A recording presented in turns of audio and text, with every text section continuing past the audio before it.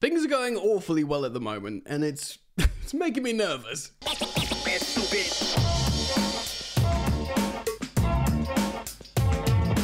Hello friend, how's it going? Welcome back. Welcome back to Football Therapy with me, your host, Jan. I do hope you're doing well, mate. Genuinely, wholeheartedly.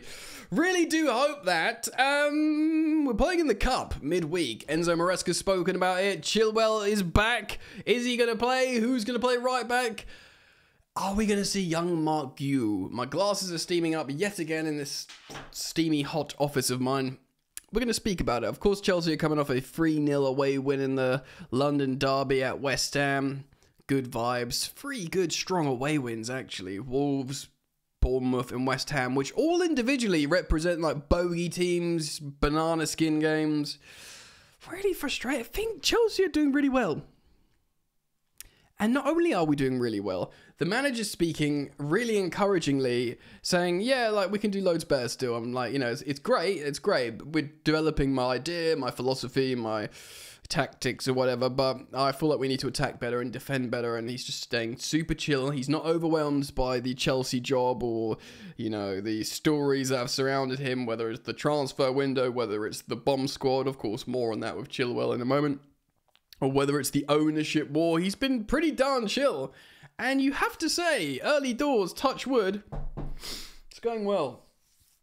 So, of course, this is an opportunity, this game tomorrow in the League Cup, to see what some rotation does. Now, this is a big thing for me, because obviously we got through in the qualifier against Servette for the Conference League phase, which was mandatory, really. We had to do it.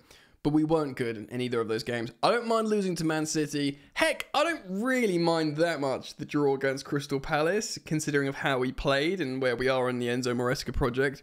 But I didn't like the Servette games, and that's obviously going to represent a similar squad for this. So we're gonna get into it today.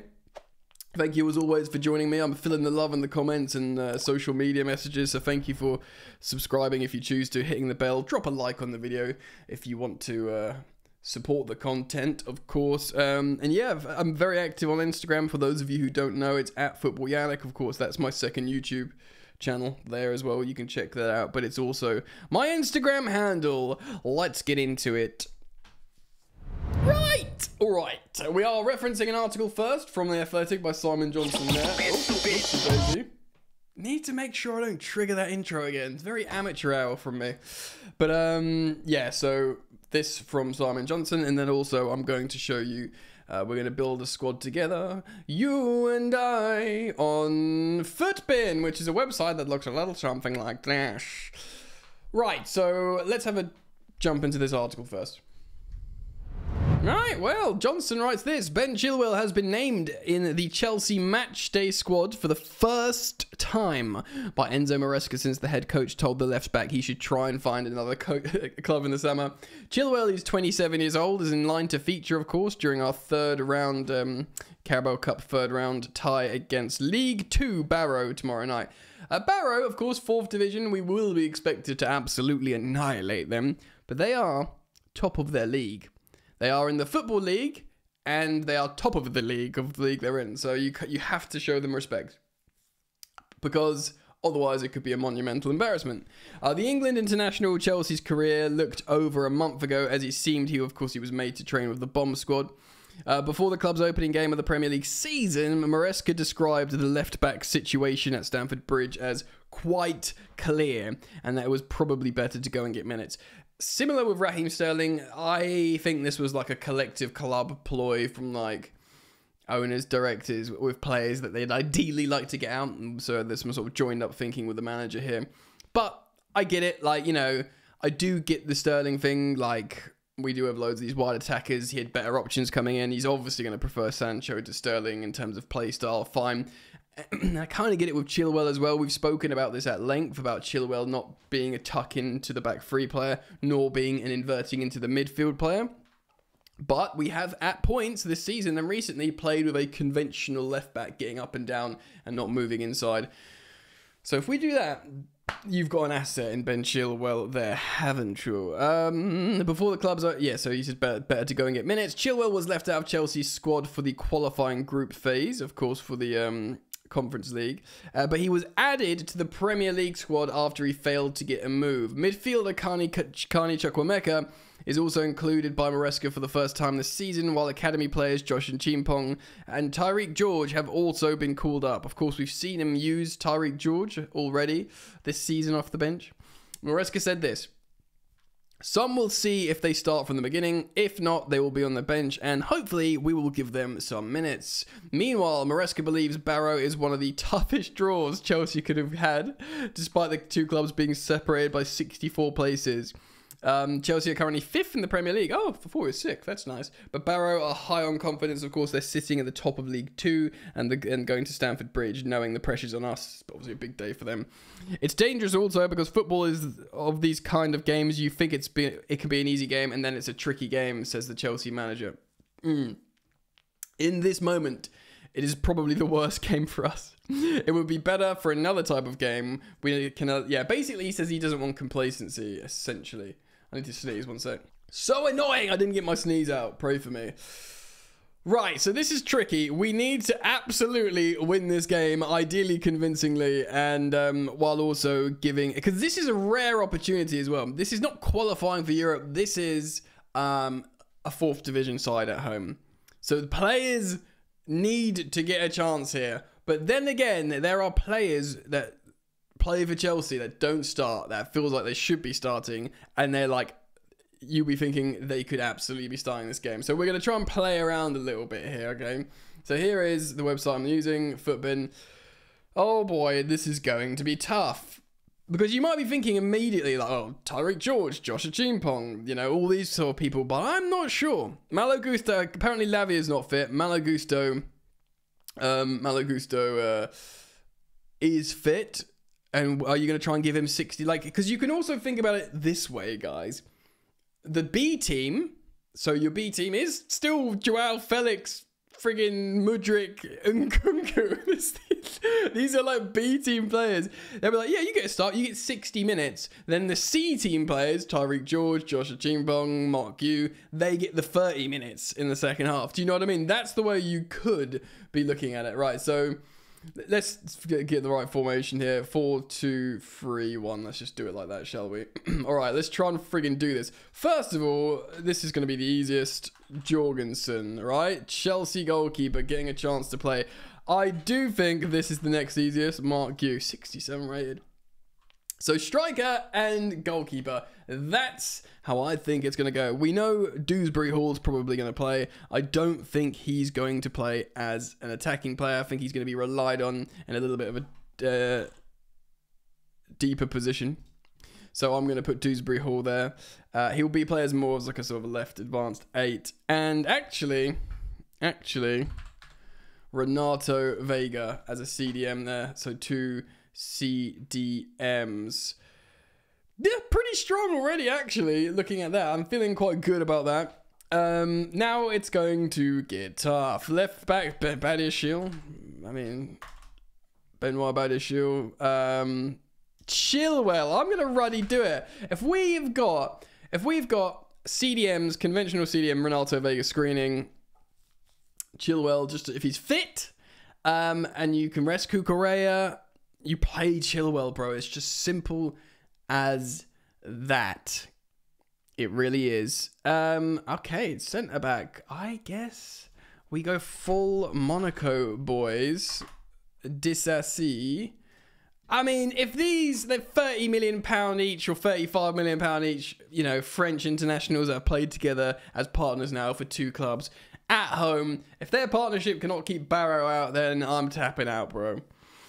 So let's get to a real tricky part then. Right back, you know, it could be Gusto, which would be the strongest option.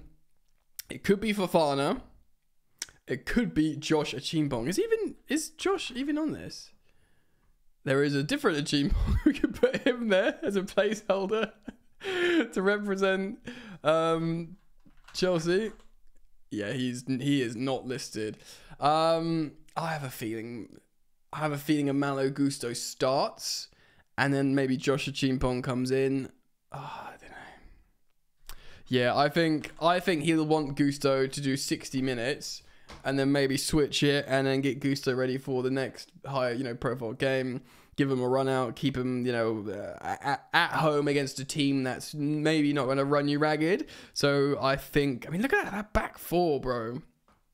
That back four alone, again, back five, look, £20 million goalkeeper, £29 million right back, £70 million worth or £60 million, let's say £65 million worth of centre back, £50 million left back. This is a strong side. Granted, I mean, none of these players, I'd say, are starting. If everyone's fit, if everyone's fit, none of these players start for Chelsea. You've got Cucurella left back. You've got Levi Colwill left centre back. Wesley Fofana right centre back. Yes, over Tosin. And then you've got Reece. You've got Reece James at right back, bro. He is still the best right back in the Premier League. So here we ready go then. Let's make some other Cam. It could be Carney Chukwuemeka. I mean, you know what? But the thing is, the problem with this is the players that never play with each other before, it does worry me. Like, Barrow know how to play with each other because they're top of their league. You don't get top of any league unless you know who the guy next to you is. These players, none of them, I've literally thrown some guys together who I think should start. But is this going to the point where you're thinking, actually, are we going to trust Carney Chukwuemeka? Like, I'm going to change my mind. I'm going to say Joao Felix starts. You can speak Spanish, obviously, and Portuguese. Portuguese link here. Speak Spanish to Mark Yu. Tell him what to do. Felix can come off on the 60th minute, and you can bring on Carney Chukwuemeka for again, like his first minutes of the season. So we're being a bit more cerebral when thinking about this. If you haven't played a single minute, you don't start a competitive game for Chelsea straight away. You come off the bench. So Joao Felix gets his chance there as a starter, and with that, again, look, Tyreek George will play this game. Okay, Tyreek George will play this game. But you have to start Mudryk in this game. You just have to start Mudryk. Because if you don't start Mudryk in this game, it's over. So Mudryk starts. Pedro Neto gets to start on the right-hand side. And again, in a team where perhaps people don't know each other, you've got Portugal.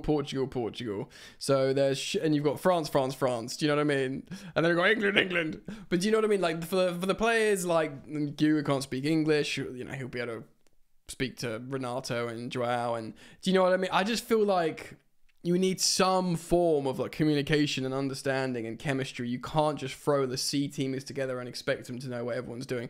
And I know Joao Felix here on the latest video game is listed as a left winger, but Maresca has said no, he's the rotational player as the number 10 behind Cole Palmer.